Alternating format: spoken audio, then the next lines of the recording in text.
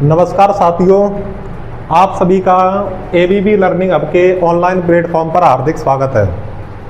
अपने कर रहे थे एलडीसी एग्ज़ाम की सामान्य विज्ञान की तैयारी। हमने पिछली कक्षा में पढ़ लिया था विस्थापन अभिक्रिया के बारे में। इसी क्रम में हम आगे पढ़ते हुए करेंगे। आज जो अभिक्रिया का नाम होगा उसे अपने बोलेंगे द्विवी विस्थापन अभिक्रिया। नाम वगैरह आप देख लेना कितनी हो गई। द्विवी विस्थापन अभिक्रिया। इन अभिक्रियाओं को याद करने के लिए मैंने ये कहा था कि आपको अभिक्रियाओं को पहचानना आना चाहिए कि ये किस प्रकार की अभिक्रिया होगी। कई समीकरण आपको डायरेक्ट पहचानने के लिए देंगे कि इस अभिक्रिया का नाम लिखो कि यह किस प्रकार की अभिक्रिया है।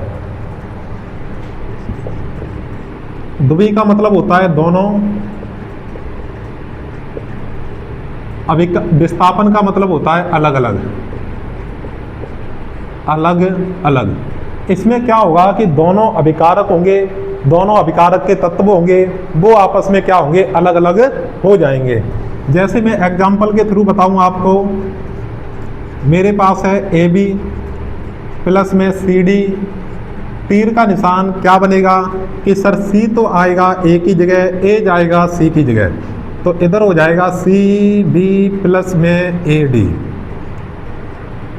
ये अभिक्रिया आपस में भाईचारे को बताती है कि तू मेरे पास आ जा और मैं तेरी जगह चला जाता हूँ। इसमें ऐसा नहीं होता कि एक ज़्यादा ताकतवर है दूसरे को अलग कर देगा उसके यौगिक में से, ऐसा नहीं। इसमें दोनों के मध्य क्या होता है, आदान प्रदान होता है। तो इसमें अपने क्या बोलेंगे कि दोनों ऐसी अभिक्रिया जिसमें दोनों के मध्य क्या होता है, आदान प्रदान होता है। 1 मिनट का आप मुझे समय दो। तो इसमें क्या होगा कि सी ने तो क्या दी बेटा, ए की जगह, और ए ने किसकी जगह ली, सी की जगह। तो इसमें आप क्या कह सकते हो कि दोनों अभिकारकों के मध्य आयनों का आदान प्रदान होगा। तो इसकी सिंपल सी परिभाषा क्या है कि दोनों अभिकारकों के मध्य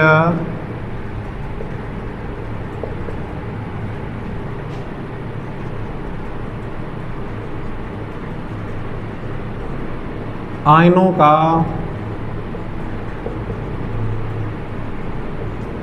आदान प्रदान होता है। तो मैं यहीं पे लिख देता हूं आदान प्रदान। अब देखो अपने इसके उदाहरण समझेंगे तो इसके अंदर आपको और भी समझ में आएगा। जैसे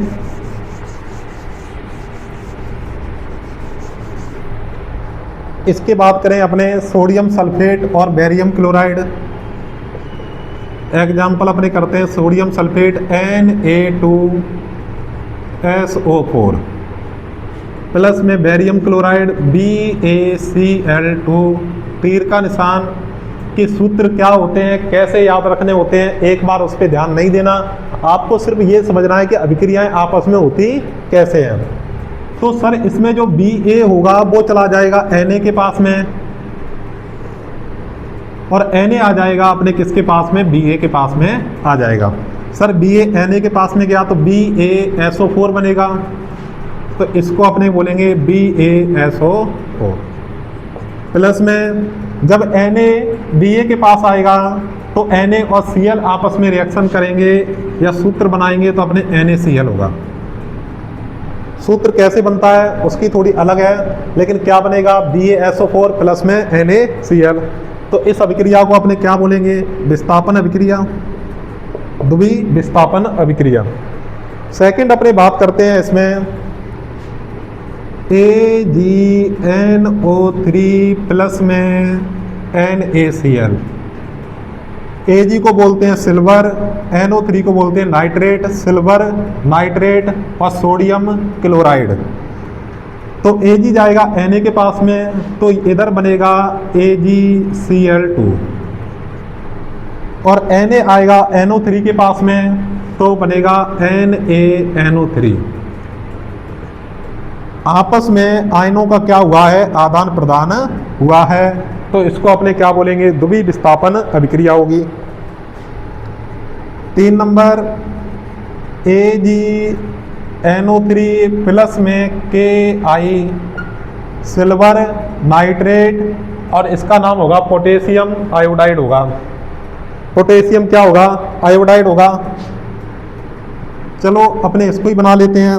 तो Ag है वो I के पास में जाएगा तो AgI बनेगा, प्लस में KNO3 के पास में जाएगा तो KNO3 बनेगा। तो इस प्रकार की अभिक्रियाओं को अपने क्या बोलेंगे? द्वितीय विस्थापन अभिक्रिया बोलेंगे।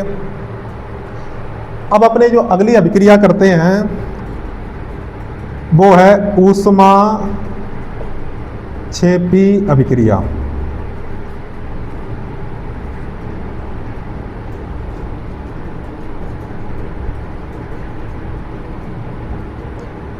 कि ऐसी अभिक्रिया जिसके अंदर ऊष्मा क्षेपी का मतलब क्या होता है? उत्सर्जन। ऊष्मा का उत्सर्जन होता है, ऊष्मा निकलती है या उत्सर्जन होता है, उसको अपने क्या बोलते हैं? ऊष्मा क्षेपी अभिक्रिया बोलते हैं। तो इसमें क्या होगा? ऊष्मा का निकलना या उत्सर्जन होना क्या कहलाता है? ऊष्मा क्षेपी अभिक्रिया कहलाती है। ठीक है, तो इसमें जो ऊष्मा क्षेपी अभिक्रिया होगी इसके अपने उदाहरण देखते हैं कि सर प्राकृतिक गैस का दहन, प्राकृतिक गैस का दहन, किसी भी चीज को जलाते हैं तो उसमें से ऊष्मा निकलती है। कि सर प्राकृतिक गैस कौन सी होगी? तो हम बात करेंगे CH4, इसको बोलते हैं मेथेन। दहन करेंगे, O2 से रिएक्शन करवाएंगे, तीर का निशान कि सर इसमें बनेगा CO2 और प्लस में क्या बनेगा? H2O बनेगा। क्या बनेगा? H2O और प्लस में साथ में क्या निकलेगी? ऊष्मा निकलेगी। तो ऊष्मा जब निकलेगी तो इस पे अभिक्रिया को अपने क्या बोलेंगे? ऊष्मा क्षेपी अभिक्रिया बोलेंगे। तो अगर आपके एग्जाम्पल में ये आ गया कि प्राकृतिक गैस का दहन किस प्रकार की अभिक्रिया है, तो आप कहोगे ऊष्मा क्षेपी अभिक्रिया है। जैसे 2 नंबर, शाक सब्जियों का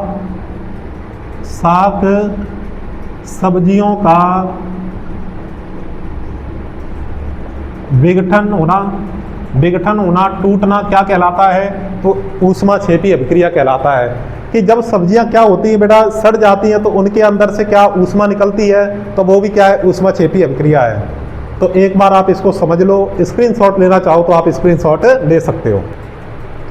इसके बाद में अपने इसके कुछ और उदाहरण पढ़ेंगे, किसके? ऊष्मा क्षेपी अभिक्रिया के।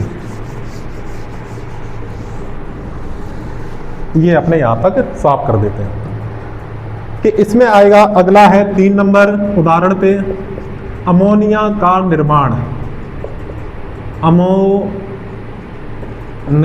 का निर्माण कि सर अमोनिया का निर्माण है वो किस विधि के द्वारा किया जाता है? तो आप ऐसे प्रश्न याद कर सकते हो। तो इस विधि का नाम क्या होगा? हैबर विधि। हैबर विधि। कि अमोनिया का निर्माण किस विधि के द्वारा किया जाता है? तो उसका नाम क्या होगा? हैबर विधि होगा। क्या विक्रिया है? N2 प्लस में 3H2, तीर का निशान क्या बनेगा? 2NH3 बनेगा। तो इसमें क्या हो गया कि NH3 को अपने क्या बोलते हैं? अमोनिया बोलते हैं।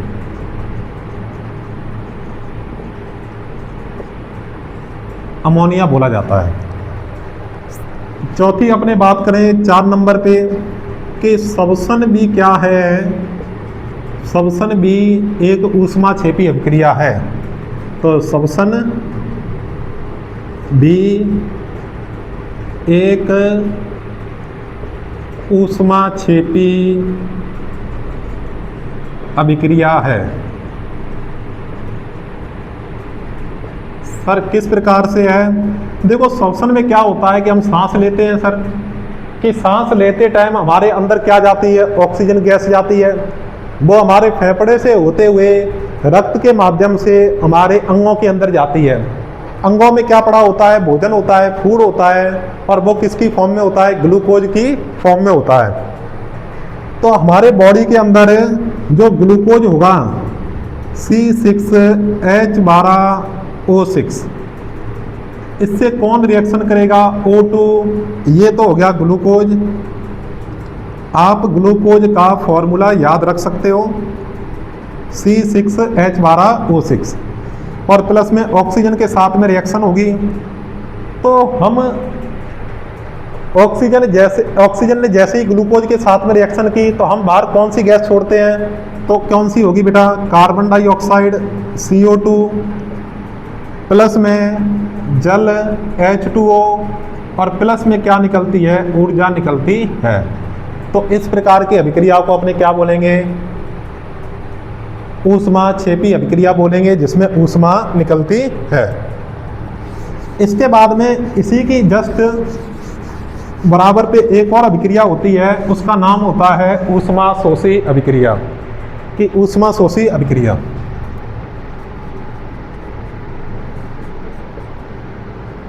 ऊष्माशोषी अभिक्रिया। देखो, इसके हमें इनकी अलग से कोई परिभाषा याद करने की जरूरत नहीं है, नाम से ही हम परिभाषा बना सकते हैं। जैसे इसका मतलब तो क्या हो गया सर? इतने का मतलब हो गया ऊष्मा हो गया, और प्लस शोषी का मतलब क्या हो गया? अवशोषण। कि ऐसी अभिक्रिया जिसमें ऊष्मा का अवशोषण होता है, ऊष्मा अवशोषित होती है, उसे अपने क्या बोलते हैं? ऊष्माशोषी अभिक्रिया बोलते हैं। कि ऊष्मा का अवशोषण होता है,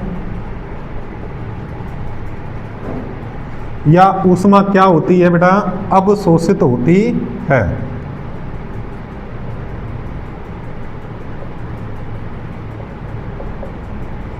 ऊष्मा अवशोषित होती है, उसे अपने क्या बोलते हैं? ऊष्माशोषी अभिक्रिया बोला जाता है।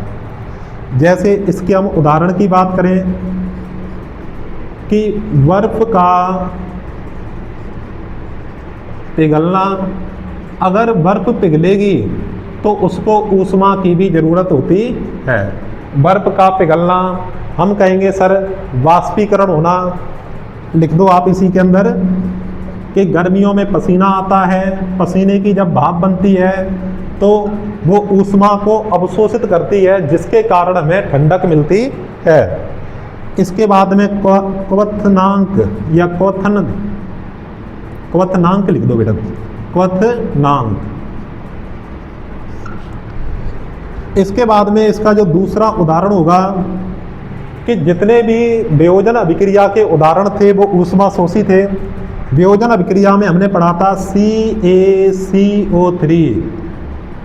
अगर आपको याद है तो आप कमेंट करके बताओ कि CaCO3 किसका सूत्र होता है।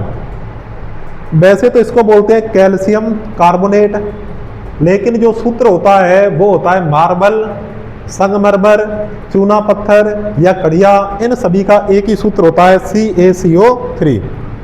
बनेगा क्या? CaO शुष्क बिना बुझा हुआ चूना, प्लस में क्या बनेगा?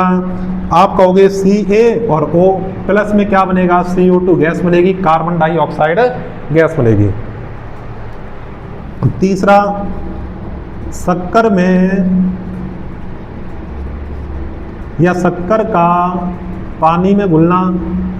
पानी में जब घुलेगी तो ऊष्मा अवशोषित करने के बाद में घुलती है। तो शक्कर का पानी में घुलना कौन सी अभिक्रिया है? ऊष्माशोषी अभिक्रिया है। सर प्रकाश संश्लेषण, ये अभिक्रिया मैं करवा चुका हूँ। प्रकाश संश्लेषण कौन सी अभिक्रिया है? ऊष्माशोषी। कि सर क्यों है? क्योंकि इसमें सूर्य के प्रकाश को अवशोषित किया जाता है, इसलिए ये कौन सी है? ऊष्माशोषी अभिक्रिया है। आपने साथ साथ में आप पढ़ भी रहे हो तो मैंने बताया था कि पौधों में भोजन किसके रूप में संग्रहित होता है। तो आप कमेंट करके बता सकते हो कि पादप में भोजन किसके रूप में संग्रहित होता है। तो वो होगा अपने मंड या स्टार्च के रूप में होगा। इसी प्रकार जंतुओं में भोजन किसके रूप में संग्रहित होता है, तो वो होगा ग्लाइकोजन के रूप में। ठीक है, और इसका अपने चौथा उदाहरण देखेंगे, वो क्या है, कपूर का ऊर्ध्वपातन।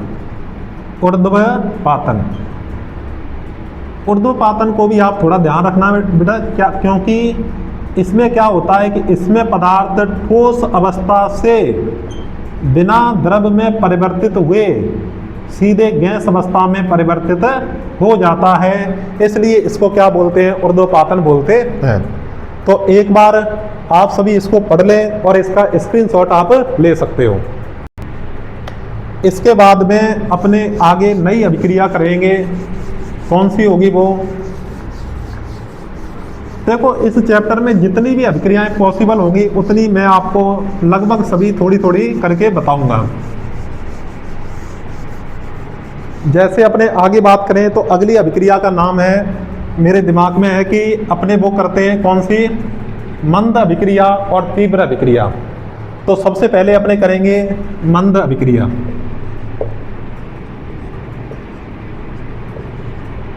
इसको बोलते हैं अपने स्लो रिएक्शन, कि ऐसी अभिक्रिया जो मंद गति से होती है, इस प्रकार की अभिक्रिया को मंद अभिक्रिया बोलते हैं। जैसे इसको पूरा होने में घंटे भी लग सकते हैं, दिन भी लग सकते हैं और महीने भी लग सकते हैं। तो जो अभिक्रियाएं मंद गति से होती हैं उसको मंद अभिक्रियाएं बोलते हैं, और मंद अभिक्रियाएं घंटे में भी हो सकती हैं, दिन में भी हो सकती हैं और महीनों के अंदर भी हो सकती हैं। जैसे इसका एक फेमस उदाहरण है, कौन सा, लोहे पर जंग लगना, कि लोहा कई बार सालों तक बाहर पड़ा रहता है और उसके ऊपर धीरे धीरे क्या होती रहती है, जंग जमा होती रहती है। तो लोहे पर जंग लगना किस अभिक्रिया का उदाहरण है, तो आपका नाम क्या, उसका नाम क्या होगा, मंद अभिक्रिया का। जैसे एफी को बोलते हैं आयरन, आयरन को ही बोला जाता है लोहा। ये जल के साथ में अभिक्रिया करेगा, ऑक्सीजन के साथ में अभिक्रिया करेगा और ये क्या बना देगा, जंग बनाएगा, Fe3 या Fe2O3। डॉट में क्या हो जाएंगे, 3H2O, Fe3 और क्या होगा 3H2O। चलो वैसे आपको दिखाई दे रहा होगा, लेकिन इसी को अपने क्या बोलते हैं, जंग बोलते हैं। मैं इसको साइड में और लिख देता हूँ, क्या है ये, Fe2O3 होगा, क्योंकि Fe की संयोजकता होती है वो 3 होती है, 3 जाएगी इसके नीचे और 2 आएगी इसके नीचे, क्योंकि ऑक्सीजन की संयोजकता 2 होती है। डॉट में 3H2O, इतने से का नाम होता है क्या, फेरिक ऑक्साइड।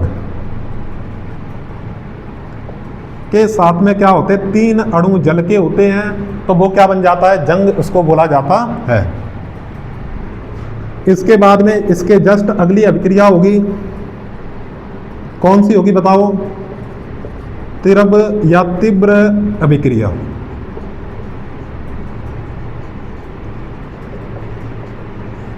कि ऐसी अभिक्रिया जो तीव्र गति से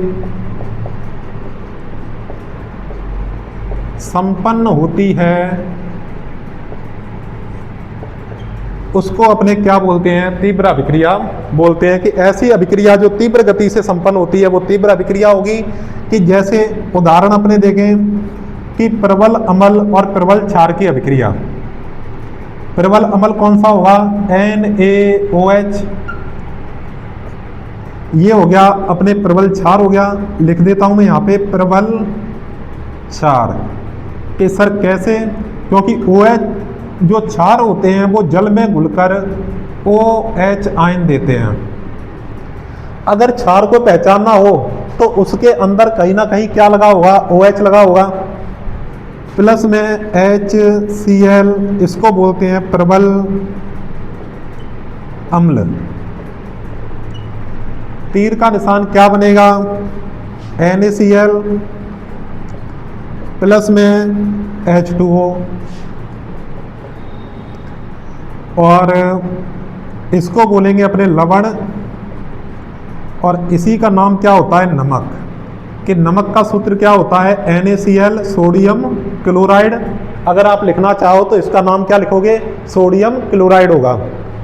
प्लस में क्या बनेगा यहाँ पे, जल H2O, और इस अभिक्रिया को पूर्ण होने में 10 की घात -10 सेकंड का समय लगता है। और ये जो होता है वो इसका क्या होगा, अर्ध आयु काल होता है, अर्ध आयु काल। इसको अपने T1/2 बोलते हैं, T1/2 कि अर्धायु काल, कि जब अभिक्रिया की आधी मात्रा उत्पाद में परिवर्तित हो जाती है तो उसको अपने क्या बोलते हैं, अर्ध आयु काल बोलते हैं। जैसे अपने बात करें कि प्रकाश संश्लेषण की अभिक्रिया है, प्रकाश संश्लेषण अभिक्रिया, ये मैं आपको करवा चुका हूं पहले कि सर कार्बन डाइऑक्साइड CO2, जल H2O, तीर का निशान सूर्य का प्रकाश, नीचे क्लोरोफिल, और क्या बनेगा, ग्लूकोज प्लस में ऑक्सीजन प्लस में क्या बनेगा, जल। तो ये आप पीछे जाके देखोगे तो ये आपको अभिक्रिया आसानी से करवाई हुई है। इस अभिक्रिया का जो अर्ध आयु काल होता है, आप डायरेक्ट लिख दो यहाँ पे कि अर्ध आयु काल वो होता है 10 की घात -12 सेकंड। ये इसका सेम क्या होता है, अर्ध आयु काल होता है। तो ये अभिक्रिया हमारे पास में क्या थी, तीव्र अभिक्रिया थी कि तीव्र गति से होती है, कि सर प्रबल अम्ल प्रबल क्षार को होने में 10 की घात -10 सेकंड लगते हैं। और प्रकाश संश्लेषण में क्या होता है, इसका जो अर्ध आयु काल इंपोर्टेंट है, 10 की घात -12 सेकंड का समय लगता है। एक अपने इसी के नीचे आप ऐड कर लोगे कि जो खाद्य पदार्थ पर खाद्य पदार्थों को, ये खाद्य पदार्थों के जो पात्र होते हैं उन पर किसका लेप किया जाता है, जिंक का करते हैं या लेड का करते हैं, तो उसका आंसर होगा अपने लेड होगा, लेड का लेप किया जाता है। तो इसमें लिखो खाद्य पदार्थों के पात्रों पर Zn जिंक के स्थान पर बेटा टिन, लेड को आप मत करना, क्या होगा टिन, और टिन का जो सिंबल होता है वो होता है Sn का लेप किया जाता है। क्यों लेप किया जाता है, क्योंकि जो जिंक होता है वो अधिक क्रियाशील होता है, अधिक क्रियाशील, और जो अपनी टिन होती है ना, टिन वो क्या होती है, कम क्रियाशील होती है। कि सर अधिक क्रियाशील वाले का लेप क्यों नहीं किया जाता, क्योंकि जो खाद्य पदार्थ होंगे, आप यहाँ पे लिख लेना जिंक के नीचे अधिक क्रियाशील और टिन के नीचे आप क्या लिख लोगे, कम क्रियाशील लिख लोगे। क्या लिख लो, तो अपने क्या होगा कि खाद्य पदार्थों के पात्रों पर टिन का लेप किया जाता है, क्योंकि जिंक क्या होता है, अधिक क्रियाशील। तो ये भोजन के साथ में जिंक अभिक्रिया कर सकता है। तो अगर भोजन के साथ में अभिक्रिया कर ली तो भोजन कहाँ पे, हमारे शरीर के अंदर जा सकता है, इसलिए उसके स्थान पर अपने किसका लेप करते हैं, टिन का। और टिन कम क्रियाशील है तो ये खाद्य पदार्थों के साथ में क्रिया नहीं करता। इसके बाद में अपने करने वाले हैं उत्कर्मणीय अभिक्रिया और अनुत्कर्मणीय अभिक्रिया के बारे में।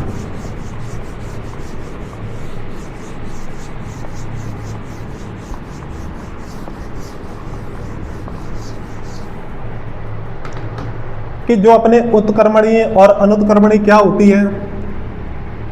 सबसे पहले अपने करेंगे उत्कर्मणीय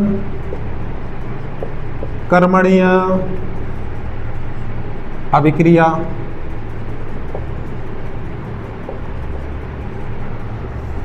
उत्कर्मणीय अभिक्रिया का मतलब क्या होता है कि ऐसी अभिक्रियाएं, इसका चिन्ह भी आप साथ में लिख लो तो आपको और अच्छे से समझ में आ जाएगा कि जो दोनों दिशाओं में चलती हैं, कि सर आगे भी चलेगी और पीछे भी चलेगी।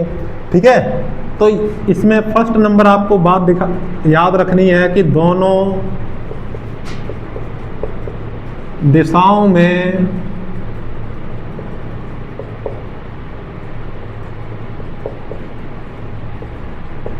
संपन्न होती है। इसको कह सकते हैं कि अग्र व प्रतीप दोनों ओर चलती है, कि सर अग्र भी चलेगी और प्रतीप भी चलेगी। तो इस अभिक्रिया को अपने क्या बोलते हैं, अग्र और प्रतीप अभिक्रिया भी बोलते हैं।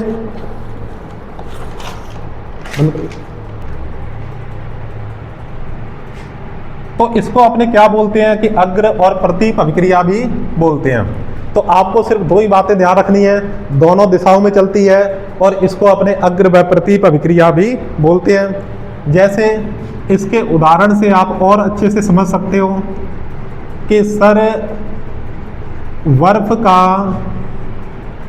पानी में बदलना और पानी का वापस बर्फ के अंदर बदलना। अमोनिया का निर्माण, ये भी अपने उत्कर्मणीय अभिक्रिया है। अमोनिया का निर्माण कि सर कैसे, देखो N2 प्लस में H2, तीर का निशान आगे भी होगा और ये पीछे की तरफ भी होगा।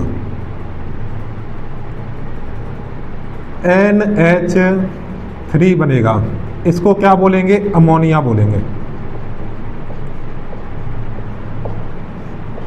अमोनिया बोला जाएगा। ठीक है, तो NH3 का मान है तो ये भी अपने क्या दोनों तरफ चलेगी, तो इसको अपने क्या बोलेंगे, उत्कर्मणीय अभिक्रिया बोलेंगे।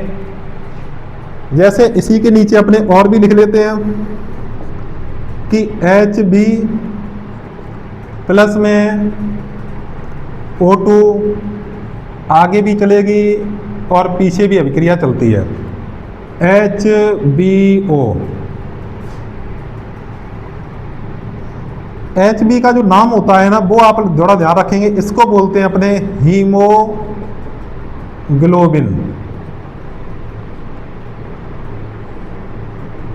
ये क्या है, रक्त का वर्णक है, ब्लड पिगमेंट बोलते हैं। इसके कारण रक्त का क्या होता है, लाल रंग होता है। Oxy haemoglobin.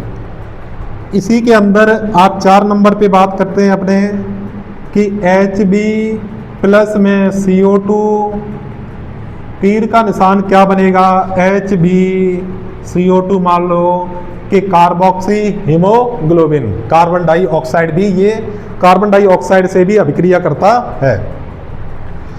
अपने 5 नंबर पे बात करें कि H2 प्लस में I2, तीर का निशान क्या बनेगा, 2Hi। देखो इसके आगे जब कोई अपने शब्द लगाते हैं, अंक लगाते हैं, तो वो अभिक्रिया को संतुलित करने के लिए लगाते हैं।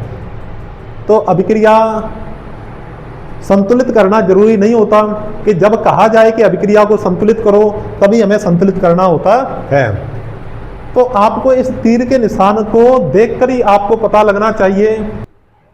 तीर का निशान देखते ही आप पता लगा सकते हो कि उत्कर्मणीय अभिक्रिया है या नहीं है। दोनों तरफ चलेगी कि जिसमें अभिकारक से उत्पाद और उत्पाद से अभिकारक प्राप्त करते हो। अब इसी की सेम 7 वाली अभिक्रिया है, उसका नाम है अनुत्कर्मणीय अभिक्रिया।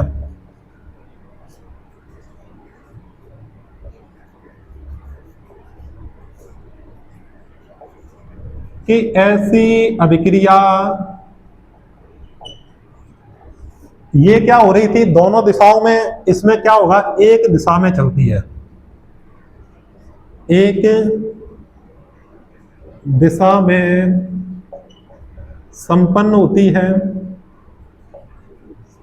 दूसरा अपने क्या लिखेंगे कि ये केवल अग्र दिशा में ही चलती है, और इसका जो चिन्ह होता है वो इस तरीके। तो लगभग जितनी रासायनिक अभिक्रियाएं होती हैं वो सारी अनुत्क्रमणीय अभिक्रियाएं होती हैं। जैसे अपने बात करें उदाहरण कि सर दूध का दही में बदलना, कार्बन का दहन C+ में O2, तीर का निशान CO2, और अपने ये 2 नंबर हो गई। 3 नंबर पे Mg+O2, तीर का निशान MgO। तो ये जो सारी अभिक्रियाएं होंगी वो किस प्रकार की होंगी, हम कहेंगे अनुत्क्रमणीय अभिक्रियाएं होंगी, एक ही दिशा में चलेगी। अब 4 नंबर पे आप लिख सकते हो कि श्वसन और पाचन, ये भी जो अभिक्रियाएं होती हैं वो कौन सी होती है, अनुत्क्रमणीय अभिक्रियाएं होती हैं। तो आज हमने कितने के बारे में पढ़ लिया, तो हम ये कहेंगे कि आज हमने विस्थापन के बारे में, ध्रुवीय विस्थापन के बारे में, उत्क्रमणीय अभिक्रियाएं क्या होती हैं, अनुत्क्रमणीय अभिक्रियाएं होती हैं, उनके बारे में हमने पढ़ा। तो आज अपने इतना ही करेंगे। आपको ये क्लास कैसी लगी वो आप कमेंट करके जरूर बताएं, और इसी प्रकार हमारे साथ में जुड़े रहिए कि अपने जो YouTube चैनल का नाम है ABB लर्निंग हब है, तो आप अपने और भी मित्रों के साथ में शेयर करें और हमारे चैनल से आप इसी प्रकार जुड़े रहें। धन्यवाद।